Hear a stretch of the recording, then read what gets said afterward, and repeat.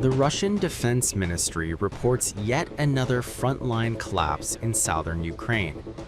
In the volatile Zaporizhzhia region, assault aircraft from the Vostok group claim to have captured a squad of Ukrainian servicemen during a fierce ground operation that ended in their surrender.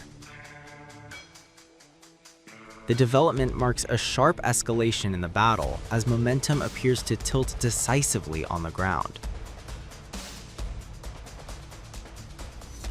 According to the ministry, assault units pushed Ukrainian forces out of a fortified stronghold after a direct engagement. During the battle, several Ukrainian soldiers laid down their weapons and surrendered rather than attempt to flee under fire.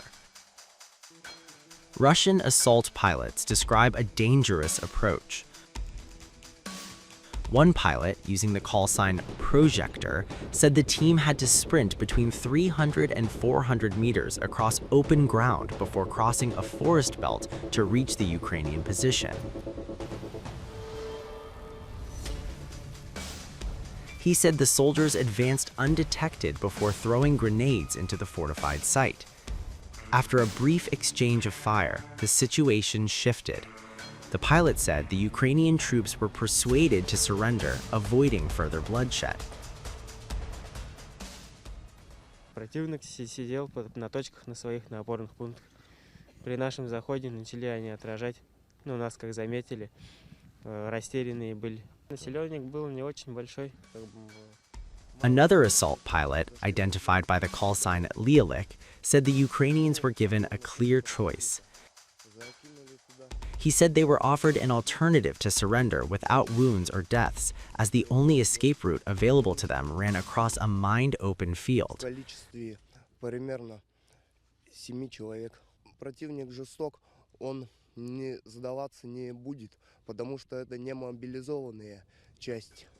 According to the Russian account, the Ukrainian servicemen agreed to surrender once they realized retreat was impossible.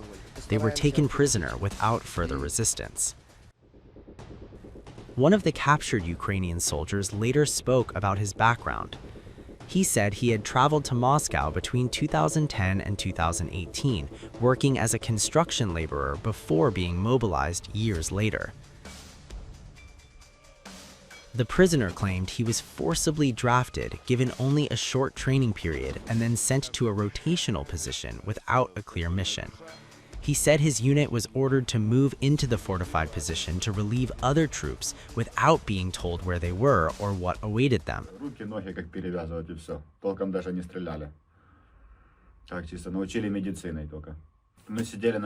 According to his account, confusion quickly turned to fear. He said they heard Russian accents nearby and began pleading not to be shot, saying they wanted to surrender and did not want to fight.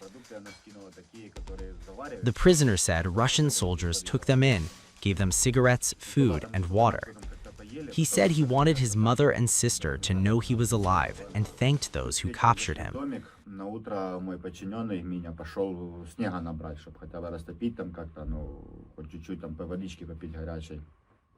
Услышал русские голоса, и зашел говорить там русский, а я вышел как старший, решил пойти сдаться.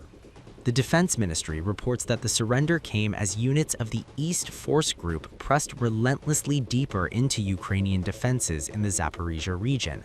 Following what it described as decisive operations, Russian forces claimed to have liberated the village of Starokrinka.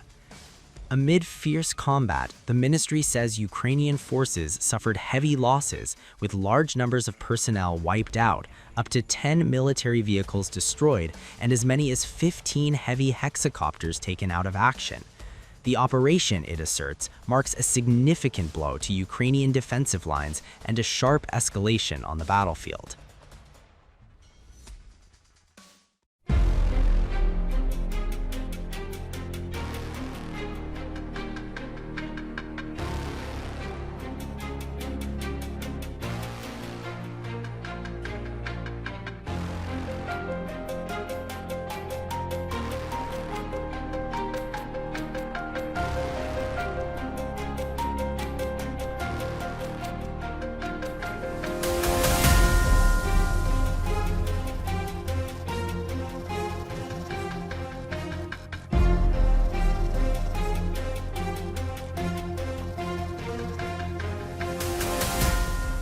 In Ukraine, officially on the battlefield, the number of military personnel killed, whether career soldiers or conscripts, is 55,000, and there are a great number Ukraine lists as missing.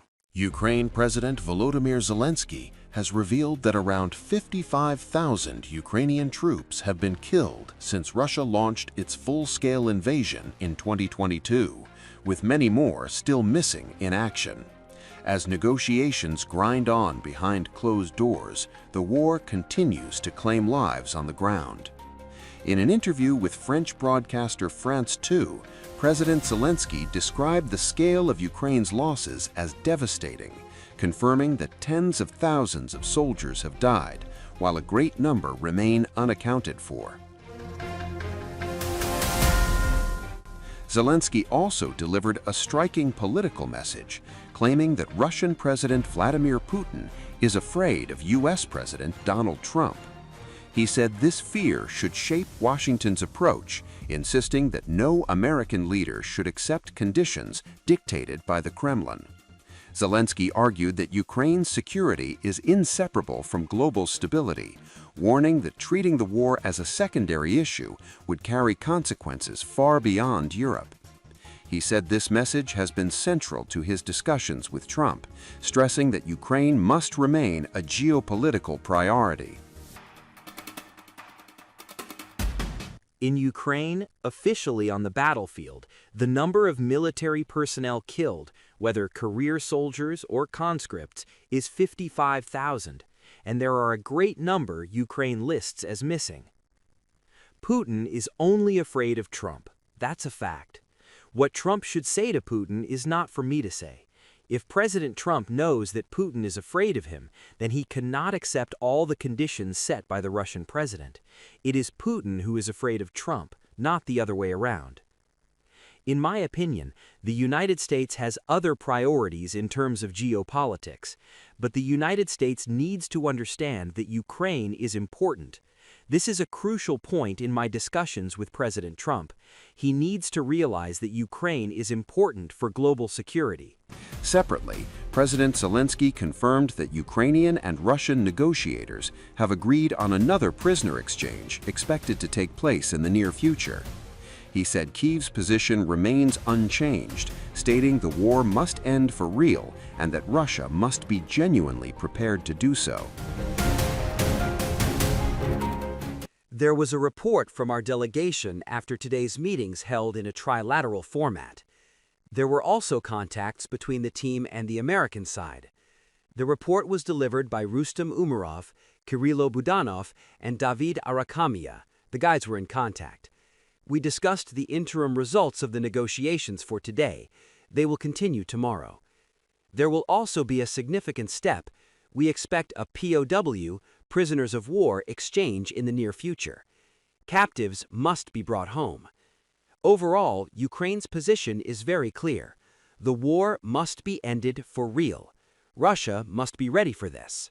These remarks come as Ukrainian and Russian envoys met in Abu Dhabi for another round of U.S.-brokered talks aimed at ending the nearly 4-year conflict. The delegations were joined by U.S. Special Envoy Steve Witkoff and Donald Trump's son-in-law Jared Kushner, highlighting Washington's direct involvement. However, even as talks continued, violence escalated.